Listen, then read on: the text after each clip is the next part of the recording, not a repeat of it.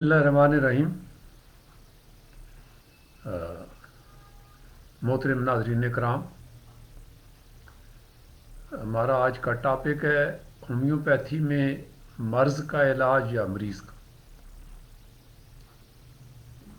آج کل social media پر یہ موضوع زیر بحث ہے۔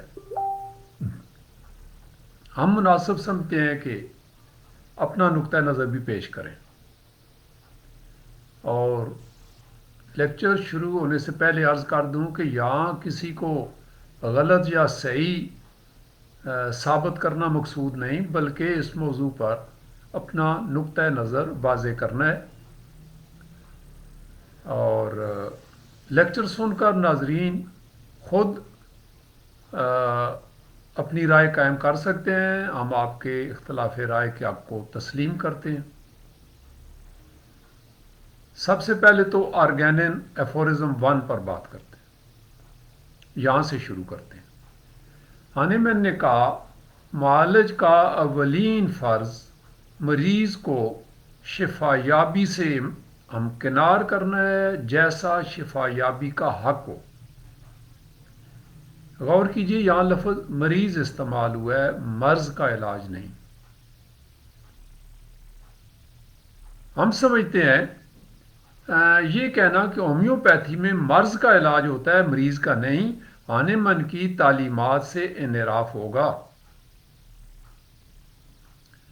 اگر دیکھا جائے تو ہانیمن کے ہومیوپیتھک طریقہ علاج دریافت کرنے سے پیشتر دوسرے رائج مکتبہ طب میں مرض کا ہی علاج ہوا کرتا تھا، اور آج بھی ہوتا ہے۔ لہذا یہ ہانیمن ہی تھا جس نے رائج طریقہ علاج کی مذمت اور اس سے بغاوت کرتے ہوئے یہ سلوگن دیا، treat the patient not the disease. جی، آپ نے مشہور عالم طبیب سر ولیم اوسلر کا قول پڑھا ہوگا۔ سر ولیم اوسلر کا تعلق کینیڈا سے۔ اس نے کہا، the good physician treats the disease, the great physician treats the patient who has the disease. یہی ہومیوپیتھی ہے۔ دراصل ہومیوپیتھی کی تاریخ میں مرض یا مریض کے علاج کی بحث نئی نہیں ہے۔ طب ہومیوپیتھی میں بعض حلقے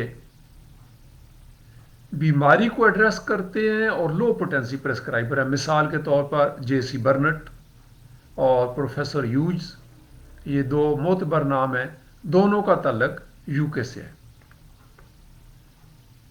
ہومیوپیتھک ریکارڈر دسمبر 1951 میں لکھا ہے کہ امریکہ میں ہومیوپیتھی کے زوال کا ایک سبب یہ بھی تھا کہ بہت سارے معالجین نے بیمار کی بجائے بیماریوں کو اپنی توجہ کا مرکز بنا لیا تھا،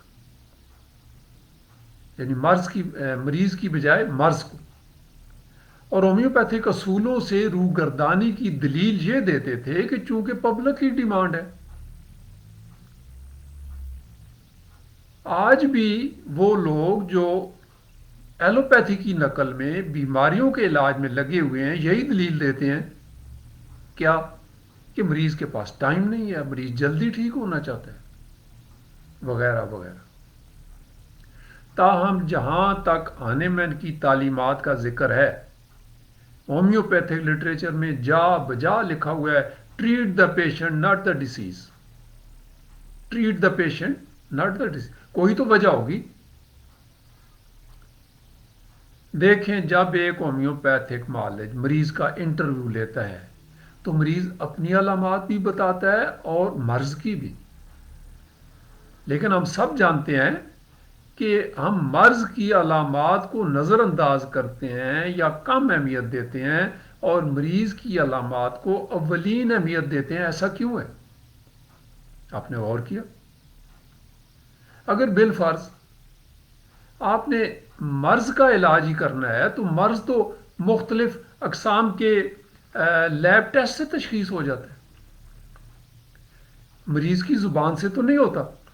لہذا مریض کے لمبے چوڑے انٹرویو اور اس کی خاص الخاص علامات पर्सनल हिस्ट्री, फैमिली हिस्ट्री लेने के तकल्लुफ़ की ज़रूरत ही क्या रह जाती है। लैब रिपोर्ट्स देखें, बीमारी के नाम पर लगी बंदी दवा दे दें। एलोपैथ भी यही करते हैं। तो आप में और उनमें फ़र्क क्या हुआ?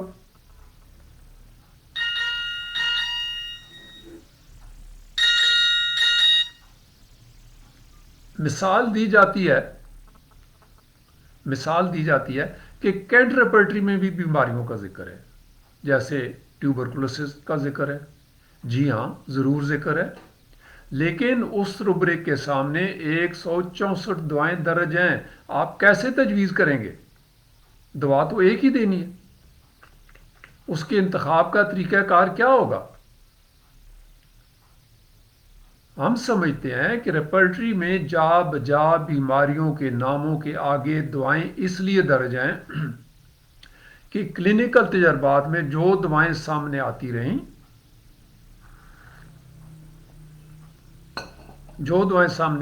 मुआलज की आसानी के लिए सब उस मर्ज के हवाला से एक साथ दर्ज कर दी गई, ताकि मुआलज का काम आसान किया जा सके और उसके लिए सिंगल रेमेडी का सुराग और इंतखाब आसान हो सके। लेकिन सिंगल रेमेडी का इंतखाब मरीज से हासिल की गई मालूमात और अलामात ही की बदौलत होगा, पैथोलॉजी की बदौलत नहीं। जी, अमरीकी होम्योपैथ एच ग्रिमर, जिसने कैंसर पर बहुत काम किया है, वाई फिलासफी के बाब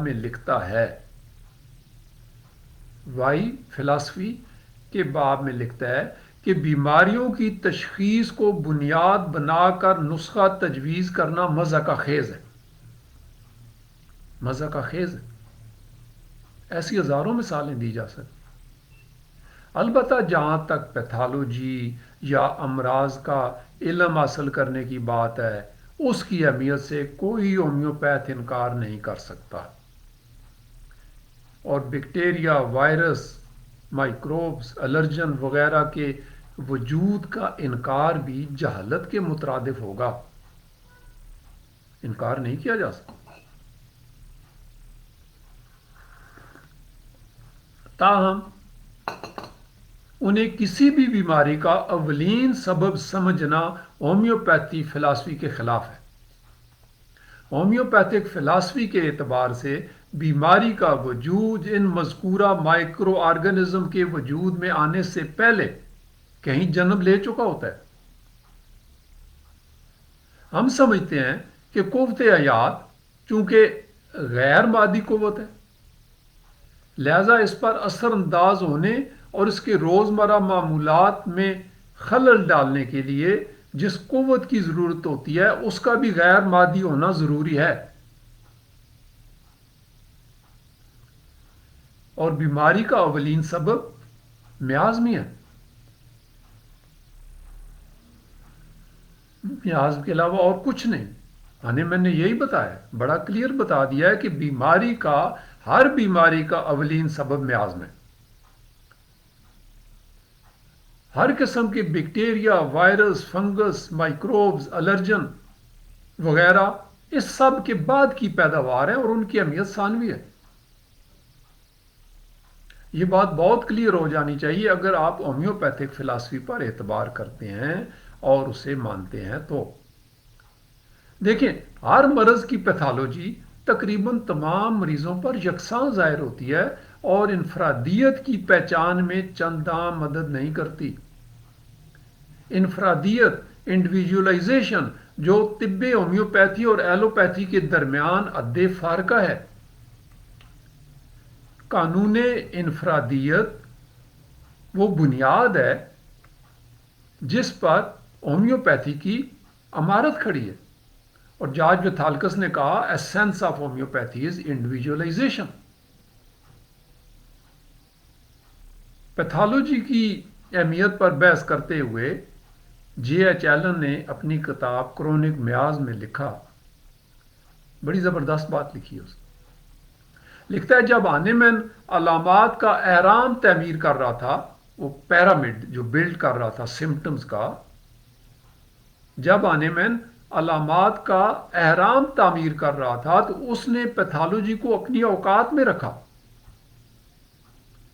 دیکھیں یہاں آنے میں نے پیتھالوجی کی نفی نہیں کی بلکہ اسے اپنی اوقات میں رکھنے کی بات کی.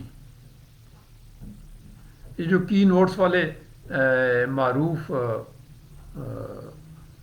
ڈاکٹر ہیں ایچ سی ایلن، ان کی ایک مثال کا حوالہ دیتا ہوں. لکھتے ہیں ایک بیماری جس کا مقامی نام کچھ بھی ہو، پیتھالوجیکل نام کچھ بھی ہو، اگر مثلاً علامات ارسین کا ملبوں کی طرح اشارہ کرتی ہیں تو بلا جھجک استعمال کرو. یہ بات انہوں نے تھراپیوٹک اینڈ انٹرمیٹنٹ فیور میں لکھی ہے اپنی کتاب میں. اور اسی کتاب میں ایک اور جگہ لکھا treat the patient not the disease. H C Allen نے اپنی کتاب میٹیریا میڈیکا آف نوزوڈز میں لکھا ہے، میٹیریا میڈیکا آف نوزوڈز میں لکھا ہے معالج کا مطلب صرف بیمار سے ہے، بیماری سے نہیں. اب بتائیے. ایک اور جگہ امریکن انسٹیٹیوٹ آف ہومیوپیتھی کے 38ویں سیشن میں ٹیبل ٹاک کے دوران بتایا اسی ایچ سی ایلن نے. کیا کہتے ہیں؟ کہتے ہیں میں یہ سننا بھی پسند نہیں کرتا کہ فلاں دعا فلاں بیماری میں مفید ہے. کیوں؟ کیونکہ میں جانتا ہوں ایسی دعا جب بیماری کے نام پر تجویز ہوگی تو فیل ہوگی. تاہم نقص دعا میں نہیں بلکہ اس کے غلط انتخاب میں ہے. دوستو میں یہاں جے ٹی کینٹ کا حوالہ دینا چاہوں گا. کینٹ لیکچر نمبر 1 آن فلاسفی میں لکھتے ہیں، کینٹ لیکچرز آن فلاسفی ہے نا، 10-12 ایک ہیں، اس میں پہلے لیکچر میں لکھتے ہیں یہ کہنا نان سینس ہوگا کہ بیماری کے ظہور سے پہلے مریض بیمار نہیں تھا. بیماری کے ظہور سے پہلے مریض بیمار نہیں تھا، یہ کہنا نان سینس ہوگا. یہاں وہ روایتی تشخیص کی طرف اشارہ کر رہا ہے. اس نے لکھا کیا یہ بات واضح نہیں کہ مریض بہت مدت سے بیمار چلا آ رہا تھا. چونکہ ایلوپیتھک سٹائل میں ضروری ہوتا ہے کہ علاج سے پہلے تشخیص کرا لی جائے، لیکن زیادہ تر کیسوں میں تشخیص کی تکمیل ہونے سے پہلے ہی مریض لا علاج ہو چکا ہوتا ہے. جی، تشخیص سے پہلے. ہومیوپیتھی میں مرض کو بنیاد بنا کر علاج کرنا سب کو ایک ہی لاٹھی سے آنکنے کے مترادف ہے اور ہومیوپیتھک فلسفی کی خلاف ورزی ہے. دیکھیں جی، ہم نے مریض کو بیماری کے چنگل سے آزاد کرانا ہوتا ہے. مکین کو اہمیت دینی ہوتی ہے، مکان کو نہیں. ہمیں بیماری کی نہیں دوا کی تشخیص کرنا ہوتی ہے، یہ فرق ہے. ہمیں بیماری کی نہیں دعا کی تشخیص کرنا ہوتی ہے. جارج ویتھالکس نے کہا ایلوپیتھی میں تشخیص کا مطلب ہے مرض کی تشخیص، بیماری کی تشخیص، لیکن ہومیوپیتھی میں تشخیص کا مطلب ہوتا ہے مریض کی تشخیص. لک ڈی شیفرڈ نے لکھا، یہ آج کل کا بڑا کلاسیکل ہومیوپیتھ ہے، پریکٹسنگ ہومیوپیتھ ہے، اس نے 3-4 کتابیں بہت زبردست لکھی. لک ڈی شیفرڈ نے لکھا ایلوپیتھک کلینکس میں بیماریاں وزٹ کرتی ہیں جبکہ ہومیوپیتھک کلینک میں بیمار. لک ڈی شیفرڈ نے ایک اور جگہ لکھتے ہیں بعض معالجین کا یہ حال ہے کہ ان کے بارے میں کہا جاتا ہے talking homeopathy and walking allopathy. دیکھیں جو بیماریوں کا علاج کرتے ہیں ان کے یہاں کیا ہوتا ہے. بیماریاں اندھا دھند مریض پر حملہ آور ہوتی ہیں اور وہ اندھا دھند بیماری پر حملہ آور ہو کر اسے بھگا دیتی ہیں. یہ دوسرے مقطع فکر کی بات کروں جہاں بیماریوں کا علاج ہوتا ہے. بیماریاں اندھا دھند مریض پر اٹیک کرتی ہیں اور وہ اندھا دھند بیماری پر اٹیک کرتے ہیں اور اسے بھگا دیتے ہیں اور مریض کو یہ کہہ کر تنہا چھوڑ دیتے ہیں اگر دوبارہ مرض حملہ آور ہوا تو پھر آ جانا. ہومیوپیتھی نظریہ علاج کے مطابق جو مریض صرف بیماری کی علامات پیدا کرنا شروع کر دے، یعنی صرف بیماری کے سمٹمز پیدا کرنا شروع کر، سمجھو وہ تقریباً لا علاج ہو چکا ہے. قوت حیات اس قابل ہی نہیں رہی کہ اپنے سمٹم ڈیولپ کر سکے۔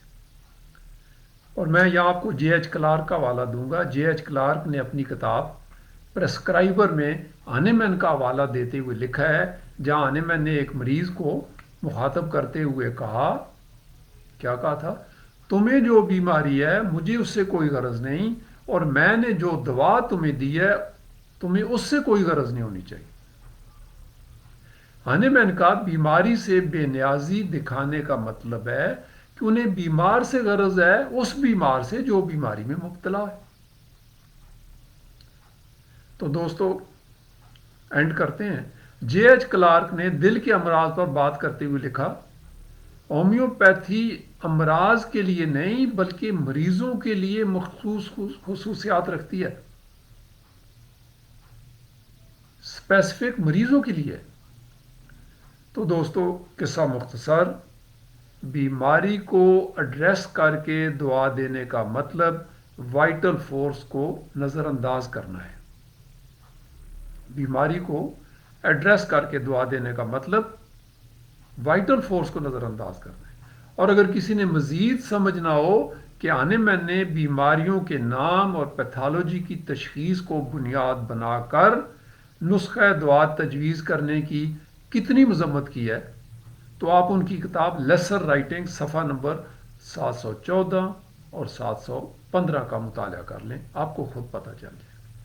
ویڈیو تھوڑی لمبی ہو گئی، اس کے لیے معذرت، اور جو ساتھی بڑی توجہ سے اور ٹائم نکال کر سنتے رہے ان کا بہت بہت شکریہ۔ ہم آپ سب کے شکر گزار ہیں، آپ میرے مہربان ہیں۔ کبھی مجھ سے کوئی غلطی ہو جائے تو معاف کر دیا کریں، اور اس ویڈیو کو آپ سنیں، اس کو شیئر بھی کریں، اور اس پر جو بھی کمنٹس آئیں گے مجھے خوشی ہوگی وہ پڑھ کر سن کر۔ اور آپ اختلاف رائے کا حق رکھتے ہیں، تو آپ نے ہمیں بڑی توجہ سے سنا۔ یہ ایک ایشو تھا، چونکہ میں چاہتا تھا کہ اس پر میں اپنا نقطہ نظر دے دوں۔ مجھے بہت سارے دوستوں نے اس پر اپنا رد عمل دینے کو کہا، تو میں نے اپنی طرف سے کوشش کی کہ مجھے جو حقائق میری نظر میں ہیں وہ آپ کے سامنے رکھ دوں۔ فیصلہ آپ کا ہے۔ Thank you so much.